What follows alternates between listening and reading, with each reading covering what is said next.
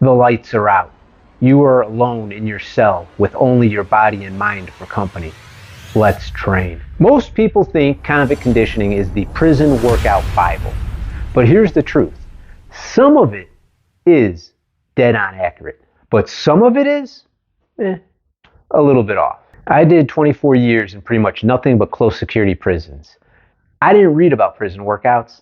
I lived prison workouts. So today I am going to break down what this book gets right, what this book gets wrong, and whether or not Paul Wade, who is the mysterious being who wrote this book, the prison author of this book, if he was truly a convicted prisoner. Training is a serious business in prison. It certainly helped me stay sane, and I know a lot of other guys who would say exactly the same thing.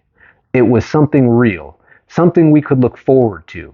No matter how insane the rest of the day got, training was like a rock, a stable place in a crazy world.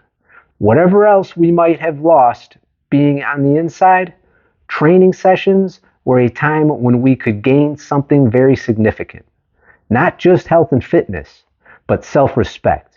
You add a rep here, improve your technique there, move up to a harder exercise. It's logical, meaningful. It makes sense. You're always moving forwards, always in control. For me, that's a very special, powerful thing. You have to be really into it to understand what I mean. A lot of you who are also into exercise will probably be nodding your heads. You'll understand what the book teaches. The basic philosophy of the book is progressive overload calisthenics and minimalist training, which is essentially Paul's philosophy on scaling up the calisthenics movements through a base level of strength and then growing and increasing your abilities as you go and strengthening your tendons and ligaments with higher rep exercises in the beginning. He points out that the best way to do this is through calisthenics exercises, and he lays out a very well structured blueprint for how to do this. He has what he calls the big six, which is push-ups, pull-ups, leg raises, handstand push-ups, bridges, and squats. Each one of the big six has 10 steps that lay beneath it that will lead up to what he calls the master steps. So they are a progression of 10 smaller steps to get you to the master steps of each of the big six. His master steps are basically what he considers the absolute pinnacle of his entire program. And what they consist of is the one arm pull-up, the one arm push-up, the one arm handstand push-up. Yeah, I'm gonna let you think about that one for a second. The bridge to bridge, the stiff-legged leg raises, and the pistol squat. These are the absolute utmost highest level of his program. At the end of the book, he goes into programming, and he has it tiered out as new blood, good behavior, veterano, solitary confinement, and supermax.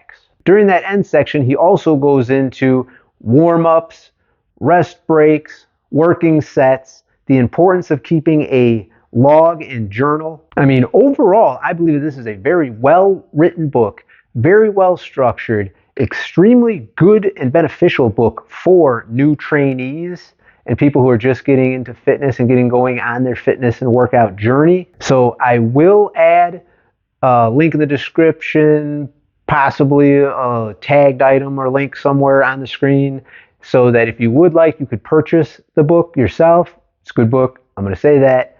However, before I get into my knocks of the book and also whether or not I believe that Paul Wade was truly a convict and a prisoner in a prison system somewhere, what the book gets right. The book really gets a lot of things right. If you do what you've always done, you'll always get what you've always got. The best way to develop truly powerful athletic legs is to use the fewest exercises, provided they work as many leg muscles as possible. In reality, everybody's perfect technique will be slightly different due to different body types, variations, and limb lengths. Recording your workouts allows you to accurately gauge your performance, which in turn allows you to set progression goals. These matters are never black and white. They are more of an art than a science.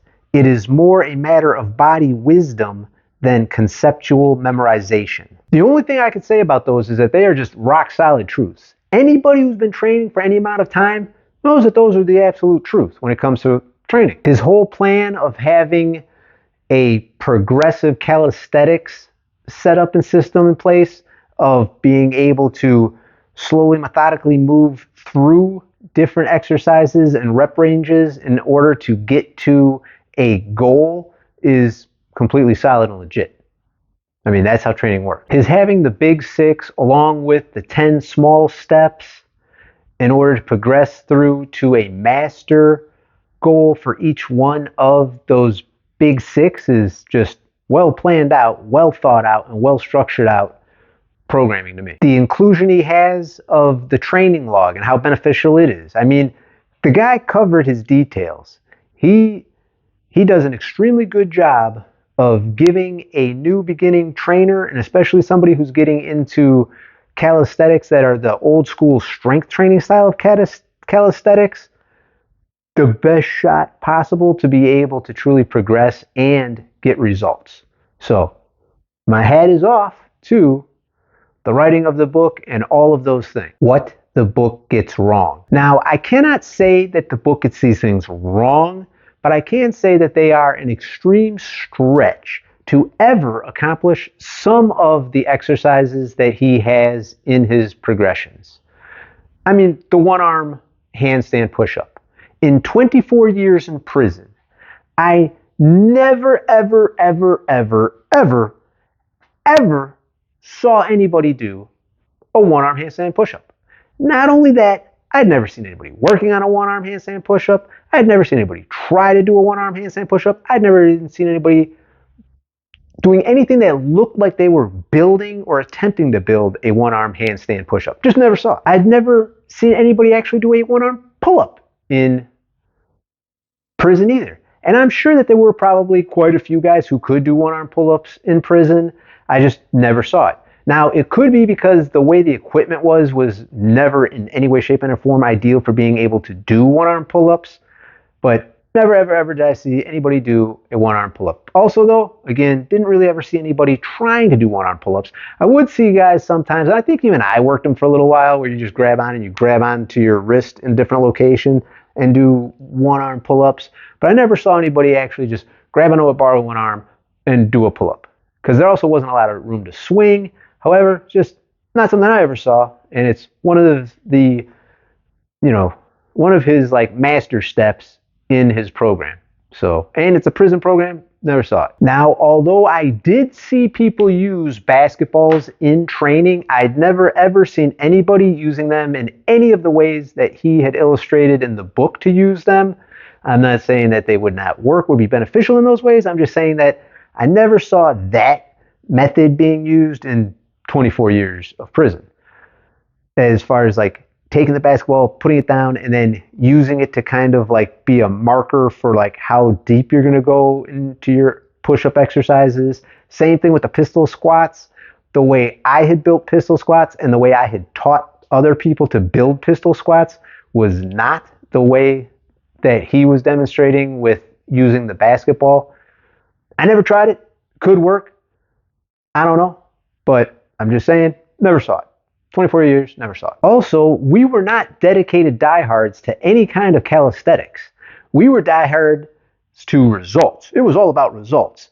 And as soon as we could add some type of added stimulus to the muscle, as in water bags, sandbags, gravel bags, other human beings' weight, slow buffers, speed buffers, anything in any way, shape, or form where we could add weight to the situation, we were immediately doing it. Now, I don't know, when he wrote his other books, because I do believe that there's other books in the line, maybe he goes into those things, but it is strange to me to be a convict conditioning and to leave out and not go into at all any of the use of the makeshift weights, especially water bags. I mean, that's just kind of like, it's gold standard in prison system. So that was a little bit strange to me. Now, I do believe that I did hear about this book when I was in prison.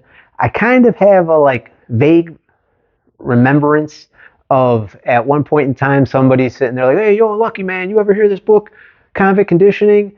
And of course, people would bring me books all the time about fitness or magazines about fitness and all that because I read pretty much like everything I get my hands on when it came to fitness and training and all that. And a lot of the times I was reading stuff that there's no way I was going to be able to do it because it consisted of using weights. Like I'd read stuff on powerlifting and Olympic weightlifting and, what was that book? Starting strength.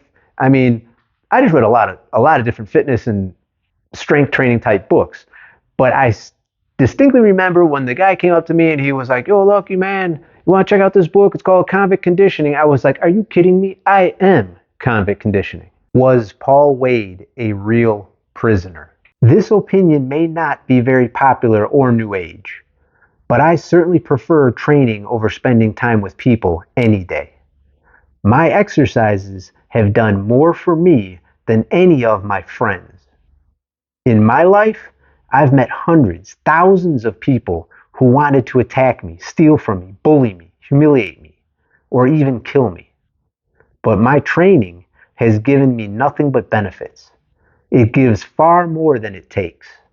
I have wasted great chunks of my time on human beings who I now wish I'd never met. But training, I don't regret a single second of my time I spent working out. Every moment of effort, every drop of sweat was worthwhile. Paul Wade. Paul Wade was a real prisoner. Paul Wade was a convict. That's my take. I've heard other people say that they don't believe that Paul Wade was a real prisoner or a convict or anything because he didn't do any of the photos or images of the book. He's in nothing. All the images and photos in this book are of a model named Jim Burst, who was from beastskills.com. That's the actual guy who's demonstrating all the exercises in this book. Well, if he was in prison, he would definitely not be in any photos or images because it's just extremely difficult to get access to, and especially at the time that he put out these books, because I think if I remember right, it was around like 2011 or 2012 I read about that the books had initially came out. So very, very difficult to be able to get pictures around that time of you doing something in cells and all that and working out.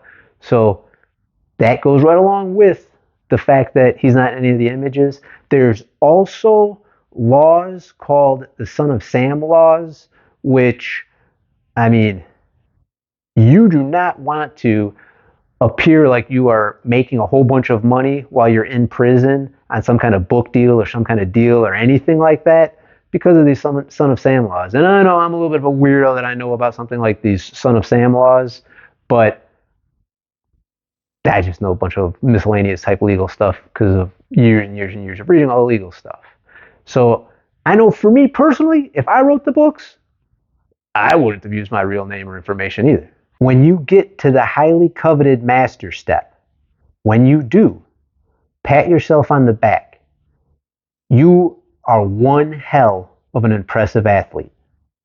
But even this is not the peak of the mountain.